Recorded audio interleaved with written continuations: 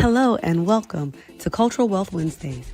I'm thrilled you joined us today for what I believe will be a transformative conversation about recognizing, honoring, and leveraging the incredible assets that exist within our diverse communities. I'm Dr. Crystal L. Clemons, founder and CEO of Our Village Consulting, and I've dedicated over 15 years of my career to a simple but powerful belief. Every student, every family, and every community possesses incredible wealth that, when recognized and cultivated, can transform educational outcomes. As someone who has spent my career in school counseling and counselor education, I've witnessed firsthand how traditional deficit-based thinking can limit our vision of what's possible. But I've also seen the magic that happens when we shift our perspective to recognize the cultural wealth that surrounds us every day. Cultural Wealth Wednesdays is our weekly space to explore, celebrate, and learn how to leverage the diverse forms of capital that exist in our communities, what researcher Terry Yasso calls community cultural wealth.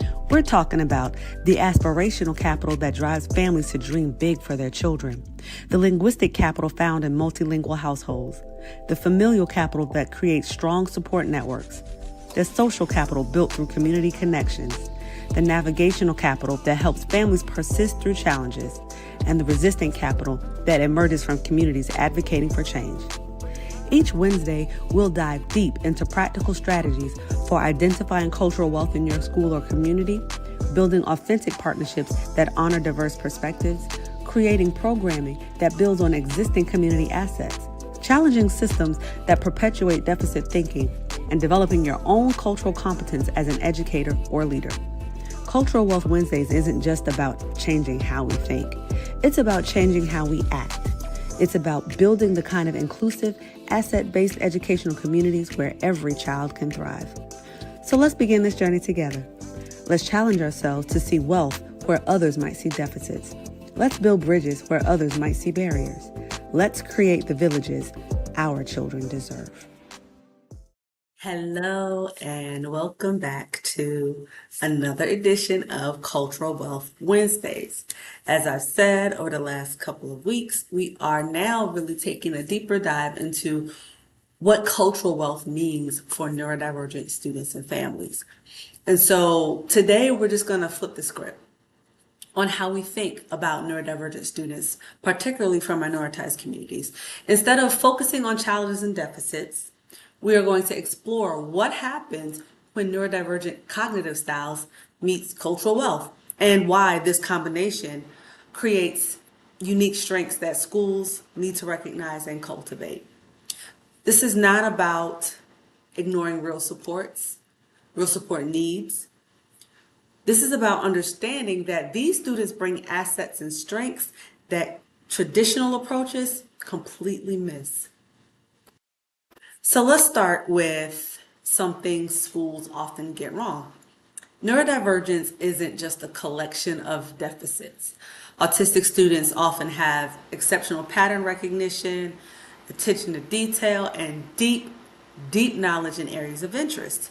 Students with ADHD frequently demonstrate creative thinking, ability to hyperfocus, and innovative problem solving when they are fully engaged. Our students who have dyslexia, they often excel at spatial reasoning, narrative thinking, and seeing connections that other people miss. Students with dyscalculia may have a strong verbal reasoning and conceptual thinking abilities. Now, with all of that, let's add cultural wealth into the mix. The autistic Somali student, whose pattern recognition helps him memorize and recite Quran. That student develops both a spiritual connection and cognitive strength. The ADHD Latina student whose creativity manifests in family storytelling traditions. As we know by now, storytelling is a form of linguistic capital. That student who creatively talks about her family and her family's traditions is building not just linguistic capital, but also familial capital, while she's exercising her neurodivergent strengths. The dyslexic African American student who struggles with written text but has incredible oral storytelling, which is so prevalent in communities, and cultures of the African diaspora. That student is carrying forward not just their cultural traditions of the oral histories, but they're also developing narrative intelligence. So these are not just compensations for deficits.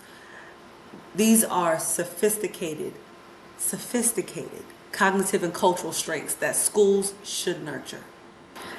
Aspirational capital, which we know by now is the ability to maintain hopes and dreams despite barriers. See, this looks a little different with our neurodivergent students from minoritized communities. Because, see, these students face what researcher Lydia Brown calls intersectional ableism. This is discrimination based on both their disability and their race or ethnicity. But let's think about this Filipino American autistic student whose family maintains unwavering belief in his future success. They're constantly sharing stories of relatives who overcame challenges. See, that aspirational capital doesn't erase this child's autism. What it does is it provides cultural context that says different abilities still mean possibilities. Think about the Black student with ADHD, whose grandmother tells her about successful family members who probably also had ADHD, but there was no name for the diagnosis yet. These family members found careers that matched both their energy and their creativity. That's aspirational capital that normalizes neurodivergence within the cultural context rather than pathologizing it.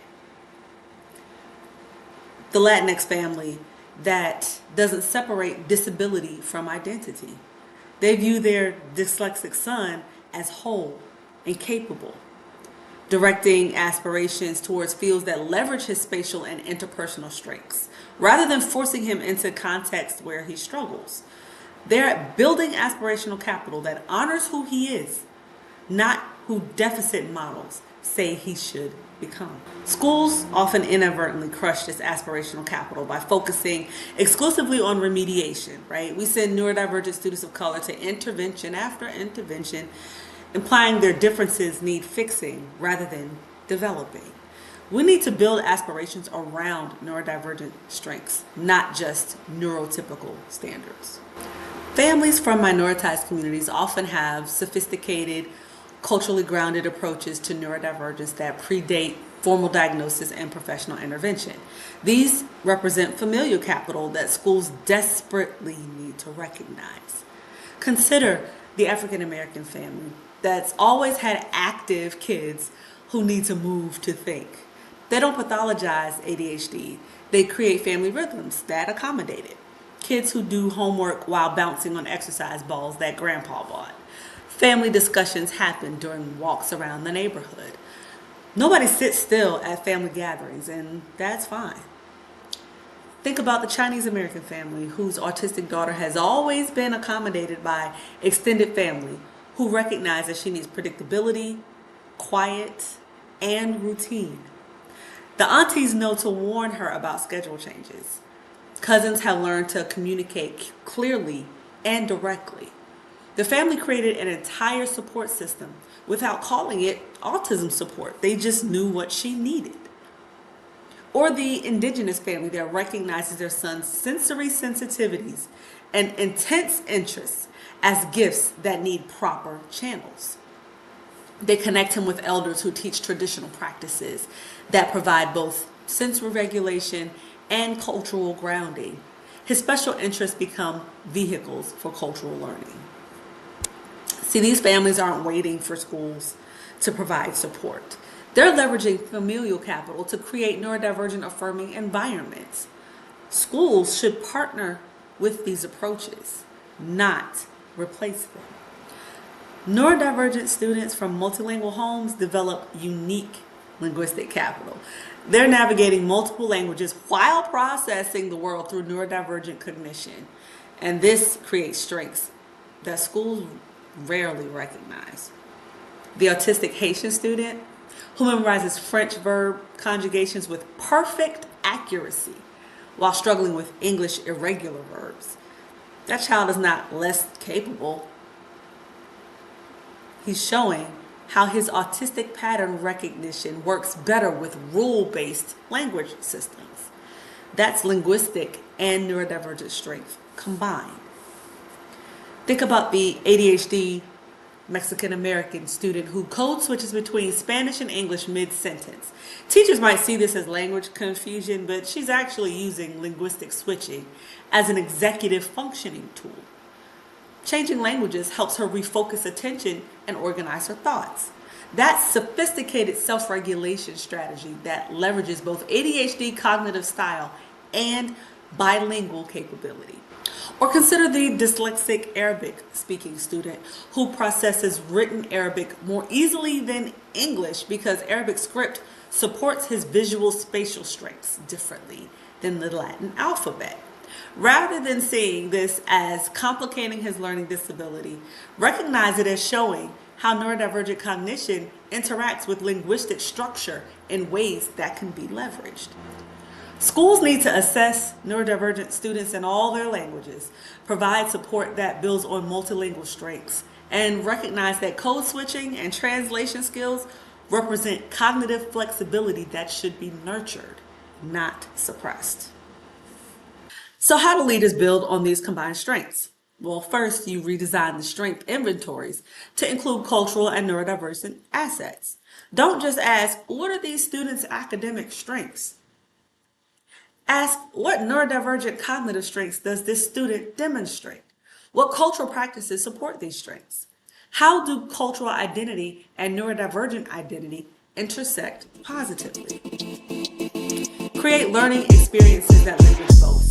If you have autistic students with strong pattern recognition from cultures with rich textile or musical traditions, connect those interests to math and science and cultural studies.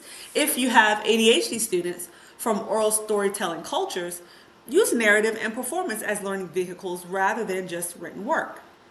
Invite families to share how cultural practices support their neurodivergent children. The family that uses specific foods for sensory regulation.